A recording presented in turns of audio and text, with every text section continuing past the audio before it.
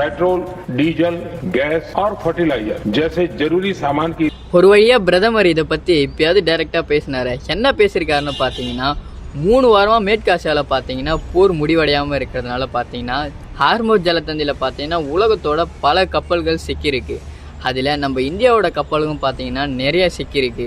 இதனால் பார்த்தீங்கன்னா எரிசக்தி தட்டுப்பாடு ஏற்படக்கூடும்னு சொல்லியிருக்காரு. அதாவது டீசல், பெட்ரோலு, கேஸ் சிலிண்டர் பார்த்தீங்கன்னா தட்டுப்பாடு ஏற்படணும்னு சொல்லியிருக்காரு.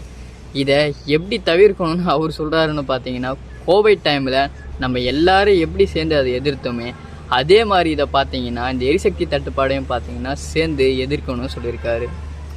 உங்களுக்கே தெரியும், இப்போ பார்த்தீங்கன்னா ஹோட்டலில் பார்த்தீங்கன்னா 12 ரூபா இருந்த டீ பார்த்தீங்கன்னா 15 ரூபா ஆகிடுச்சு. 15 ரூபா இருந்த ஆம்லேட்டு பார்த்தீங்கன்னா 20 ரூபா, 25 ரூபாச்சு. இந்த மாதிரி பார்த்தீங்கன்னா ஹோட்டல்லையும் விலை கூடுச்சு. அதே மாதிரி பார்த்தீங்கன்னா நிறைய கம்பெனியில் பார்த்தீங்கன்னா இந்த கேஸை வச்சு யூஸ் பண்ணுறதுனால, கேஸ் பற்றாக்குறைனால பார்த்தீங்கன்னா நிறைய கம்பெனி இழுத்து மூடிட்டாங்க.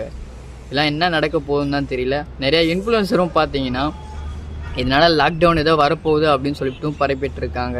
நிறைய பேர் பயந்துட்டு தான் இருக்காங்க. இதை பார்த்தா உங்களோட ஒப்பீனியன் என்னென்னு கீழே கமெண்ட்ஸில் சொல்லிட்டு போங்க.